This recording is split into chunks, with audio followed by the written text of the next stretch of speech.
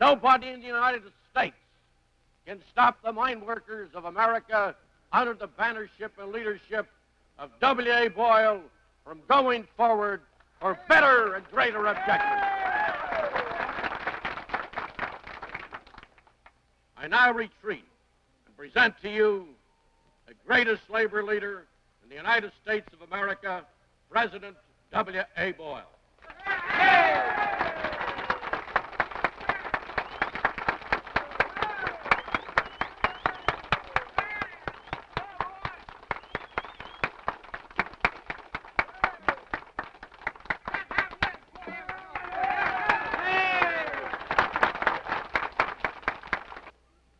As we remember our members who have shed blood in strikes to better the lot of the miner, and as we remember those miners who have died in the dark of the mines, let us remember that our salvation lies in our mutual bonds alone.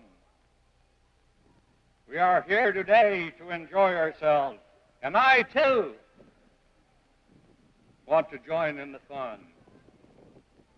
Nevertheless, let us take time here and now to give a resounding no to all who call upon the government or any other outside group to dictate how this union shall be run. We must prepare now and reject these outsiders and these people who know what's best for you, who never belonged to this union in their lives. Prior to the campaign, prior to the kickoff of the campaign, certain officers at that time of this union were telling you and lauding the great things of your international president, that both his grandfathers on both sides of his family were coal miners, that all of his uncles were coal miners, that his father and brothers were coal miners. And and I came up through the coal mines of this country. And these outsiders know what's best for you. John Lewis selected me to train me, as my people have said,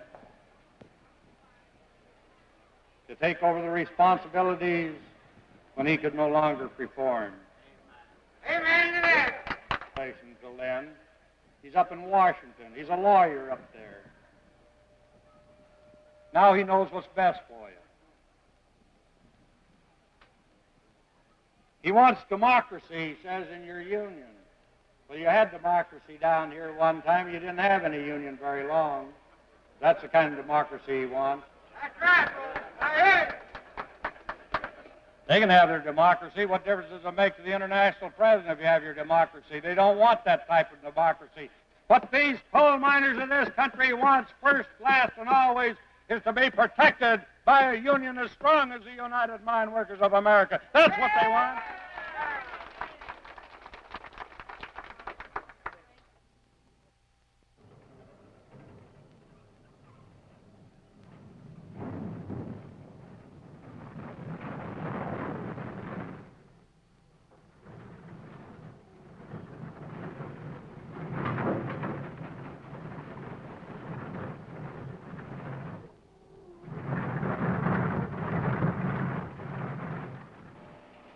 You got some poor leaders. Poor leaders? Yeah, sure have. What do you think about From the president on down. What do you think about Tony Boyle and the way he's been running? I don't think much of him.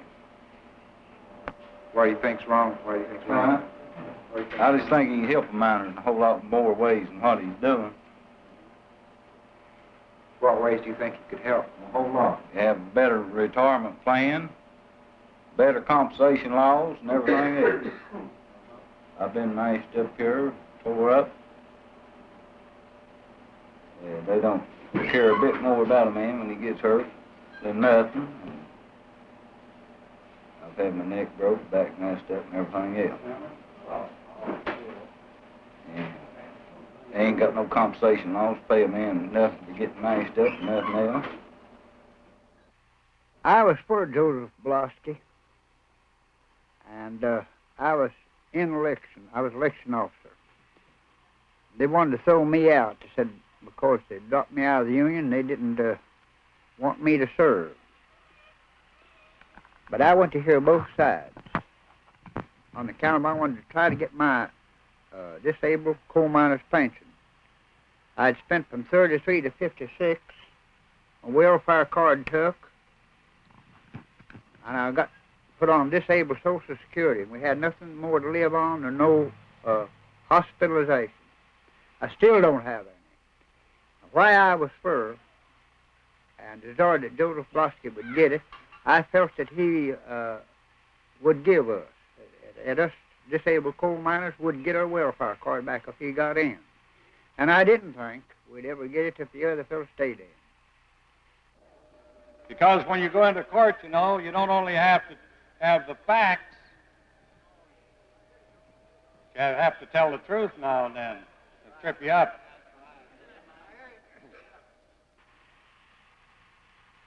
And I had the picture in the paper of Josephine Roach where she had wrote me and told me that she wanted to find 20 years actual duty out of the last 30 turned in to Social Security. She didn't consider no sickness. Every time I'd write Tony, he'd say, I'm going to hand it down to Josephine Roach, and that's what I'd get back out of it. And then the paper said that, showed Josephine Roach, 73 years old, retiring her out of the welfare and retirement fund. $40,000 a year. There's already far too much violence in this nation and in this world. If there's violence in the coal fields, it is not we who will provoke it. If we seek no civil wars among ourselves, we seek only to unite miners and to make certain that the will of the majority will prevail.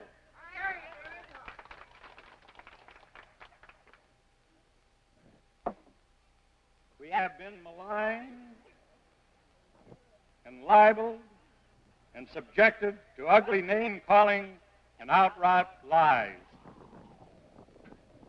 Some people claiming to be friends of labor have brought down upon us and the entire House of Labor a vicious attack on proposed anti-labor laws that,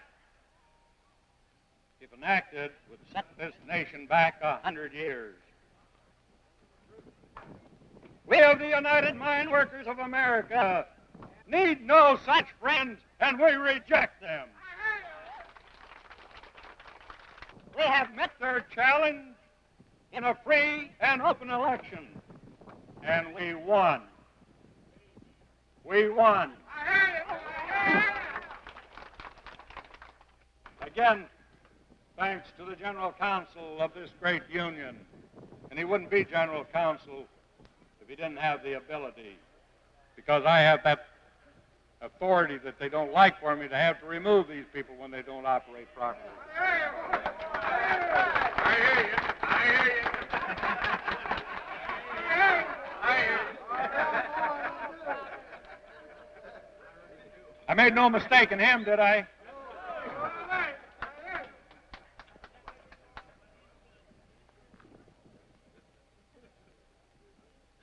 This is what those outsiders don't like, is when you come to get together and come out and listen to the truth, listen to the facts.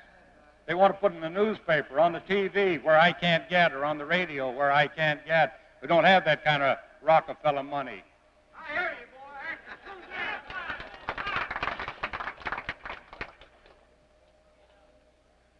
The campaign that we went through, it's on record that the largest contributor to the outside forces was the institution of the Rockefeller family.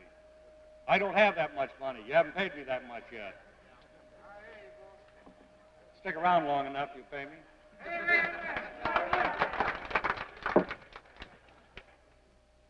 They had the money. If they ain't got the money in that treasure, they've embezzled it. They've destroyed it. They've done something with it. What do you expect us to get if you can't support us? So let's don't be all struck out. What do they want to strike for? Well, they're striking for the benefit of the widow and the old disabled miner that's been robbed of their hospital card. I don't think it's right for a man to work in the mines all his life and pay union dues and then him die or get killed and let his wife carry a hospital card for a year and then take it away from her. She ought to have it the rest of her life or until she got married again. And all these old crippled miners that they're taking the cards away from, they ought to have them. They ought to be allowed to keep the cards as long as they live. It's just one of the unfairest things I ever seen in my life. Now, I said, if he will do us that way, he's going to do all you other coal miners the same way. I said, it's a coming to you. We would all be better off if we would rededicate ourselves to making the grievance procedure work. You will have the full cooperation of the International Union. The last thing we want